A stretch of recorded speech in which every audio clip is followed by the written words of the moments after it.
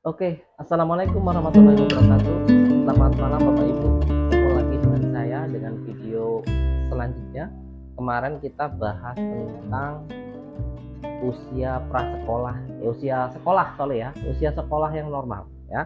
Sekarang kita bahas kebalikannya, usia sekolah yang tidak normal. Nah, kemarin kita bahas kalau yang normal itu yang berkembang ketekunan. Nah, ini lawannya.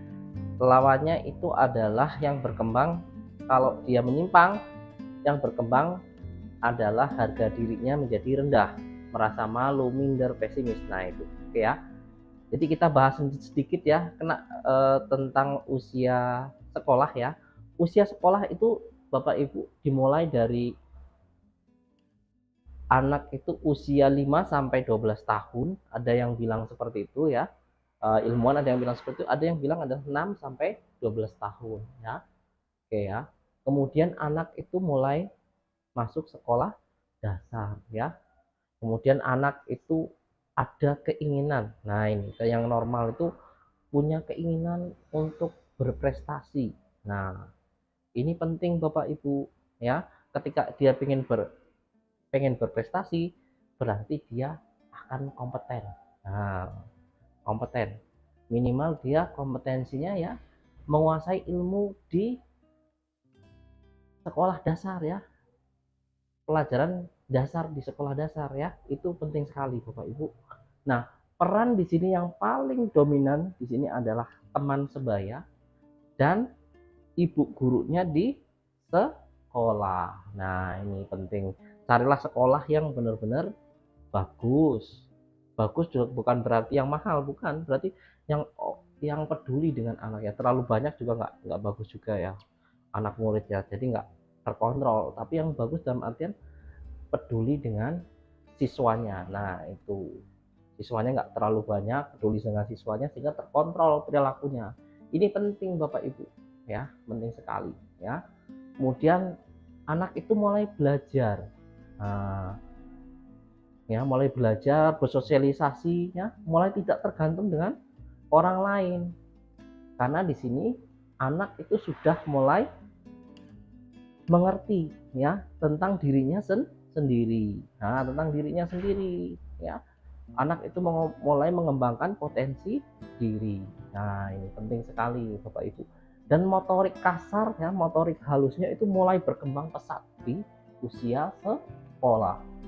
Motorik kasar itu melibatkan otot besar ya, misalnya tangan ini keseluruhan, bukan pergelangan tangannya ya. Pergelangan tangannya itu adalah motorik halus, tangan ya, kemudian kaki. Nah, dan seluruh tubuh itu adalah motorik kasar. Kalau motorik halus itu adalah misalnya contohnya jari kelingking, pergelangan tangan, kemudian jari-jari kaki. Nah, itu motorik halus ya. Kemudian pergerakan bibir. Nah, ini motorik halus. Oke, kita lanjutkan Bapak Ibu. Nah, faktor dari luar itu sangat penting Bapak Ibu, dan anak itu akan mengidentifikasi tokoh yang memang dia kagumi. Itu wajar ya, kagumi dalam luar dalam artian jadi contoh untuk dia berbuat baik. Nah, ini makanya penting sekali di sekolah ini cari sekolah yang memang benar-benar bisa mengakomodir kebutuhan anak, tak cuma berkualitas saja, mengakomodir kebutuhan anak supaya nanti ketika dewasa dia menjadi pribadi yang tekun, percaya diri. Nah, ini penting sekali. Kemudian perhatian dan empati kepada orang lain itu muncul. Nah, ini udah mulai, anak itu mulai timbul rasa simpati, peduli sama orang lain. Ketika orang kesusahan dia mulai tergerak hati untuk menolong. Nah, itu normal Bapak Ibu, normal ya. Oke ya. Kemudian gimana sih kita tahu anak kita itu normal apa tidak? Nah, sekarang kita bahas satu-satu ya. Pertama itu ciri anak yang tidak normal. Nah, salah satu cirinya adalah anak ini tidak punya harapan. Nah, ini gak punya tujuan. Nah ini mau kemana, saya kelebihannya di mana, saya bisa apa. Nah ini anak tidak punya keinginan atau harapan. Nah ini salah satu cirinya. Kemudian merasa tidak punya keistimewaan, biasa-biasa aja. Nah ini merasa minder, nggak punya keistimewaan, nggak punya harapan. Ketika mengungkapkan di verbalnya, dia mengungkapkan cita-citanya apa, bingung dia. Adik udah ahli apa, udah senangnya di bidang apa, bingung ya, nggak punya harapan, nggak punya citanya seperti itu. Adik punya keinginan nggak, bingung ya, ketika sekolah mau yang dicapai apa, nah bingung dia ya. Itu ciri khasnya. Kemudian memisahkan diri. Nah kalau normalnya kan anak itu ingin, ada keinginan, nah di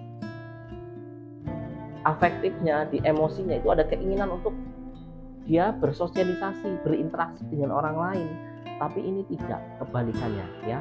Ini yang nggak normal, dia memisahkan diri, nggak mau bergaul dengan teman sebaya, ditinggalkan nih teman sebayanya. Nah nggak mau bergaul. Nah ini adalah ciri anak yang tidak normal. Nah jangan lupa ya, kalau anak itu tidak punya harapan, merasa biasa saja, tidak punya keistimewaan, saya nggak ada kelebihan, nggak bisa apa-apa, kemudian nggak mau berteman dengan teman sekolahnya, maunya sendiri terus. Nah ini adalah kelainan di masa perkembangan.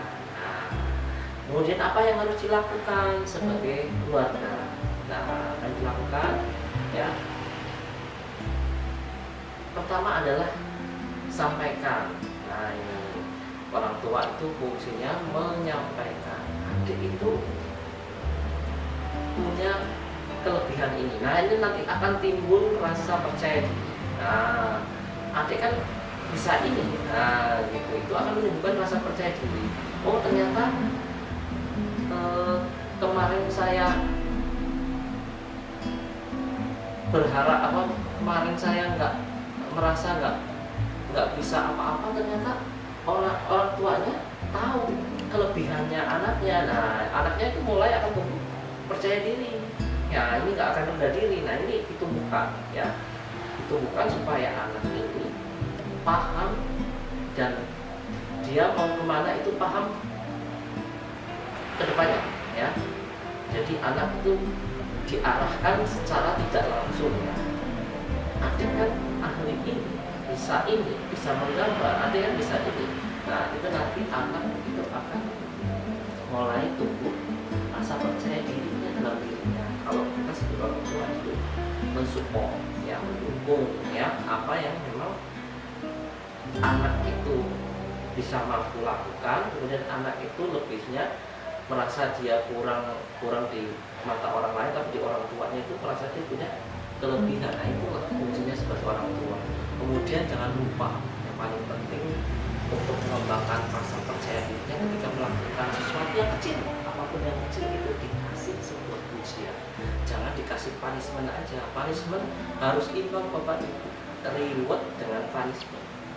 Nah ketika dia melakukan sesuatu, mengambilkan minum saja, mengambilkan makan atau bantu menyapu sedikit saja, coba ringan mood ya, untuk mengucapkan terima kasih, adik luar biasa, adik hebat. Nah itu bisa biar dia bisa percaya diri. Nah ini pentingnya sekali, kalimat yang simpel mudah tapi akan mempengaruhi nanti di masa depan. Nah ini penting sekali Bapak Ibu. Jangan sampai kita itu pelit dalam mengucapkan pujian ke orang lain, baik itu anak pada siapapun. Ini untuk apa? Untuk mengembangkan konsep dirinya, biar mengembangkan konsep dirinya, biar percaya diri ya. Untuk mengembangkan dirinya bahwa orang tua itu percaya, orang tua itu percaya punya kelebihan ya. Anak ini punya kelebihan, tetapi dia tidak pede, tidak percaya diri, pesimis. Nah ini fungsi orang tua itu fasilitasi untuk anak ini bisa normal kembali, bisa hidup sesuai perkembangannya. Setiap perkembangan Bapak Ibu mesti ada konfliknya. Konfliknya bermacam-macam, ujiannya bermacam-macam. Tapi ujian ini memberikan anak itu pelajaran supaya anak itu bisa tekun, bisa percaya diri. Ya. Itu penting sekali Bapak Ibu. Ya. Kemudian ini agak sedikit berat Bapak Ibu, karena ini masa sekolah. Orang tua jadi fasilitator, pendengar yang baik. Nah ini ya, anak itu kalau didengerin, ditemani, didengerin enak, merasa dipedulikan. Tidak orang tuanya pergi kemana, jalan-jalan kemana, main HP. Ini ya, kalau bapak ibu mencontohkan main HP, sering main HP, kemudian mencontohkan jalan-jalan ketika ada waktu luang di rumah, anak nanti juga akan seperti itu, karena dia role modelnya adalah orang tua. Ya, jadi yang paling utama ketika jadi orang tua di fase sekolah adalah menjadi pendengar yang baik, supaya anak ini merasa dihargai, merasa dipedulikan sama orang tua. Tidak semerta-merta Anda kasih uang, Anda kasih mainan, Anda kasih kebutuhan, selesai. Tidak seperti itu. Ada kebutuhan psikologi. Kebutuhan bukan hanya ekonomi saja. Kebutuhan bukan mencari primer sekunder aja, tetapi kebutuhan itu adalah kebutuhan jiwa. Nah, jiwanya jangan cuma fisiknya aja, jeniusnya aja, tapi jiwanya nggak sehat. Nah ini, makanya penting sekali Bapak Ibu sebagai orang tua minimal bisa mencoba membiasakan diri untuk jadi orang tua yang baik, supaya anak ini bisa berkembang ke arah yang positif, ke arah yang perkembangannya normal. Nah, dengan cara apa? Nah, itu tadi ya, sampaikan harapan. Kalau dia nggak punya harapan, digali maunya apa, kebutuhannya apa, kemudian lebihnya di mana, digali. Anak itu difasilitasi supaya anak ini sehat Bapak Ibu. Bukan sehat fisiknya saja, tapi jiwanya sehat. Nah, kalau jiwanya nggak sehat, repot Bapak Ibu jadi beban. Oke, jadi pesan saya, anak itu adalah titipan tanggung jawab. Jadi berikanlah tanggung jawab yang terbaik. Nah, sebagai orang tua, nanti ke depan juga Anda akan dibalas dengan orang pada kita itu tua.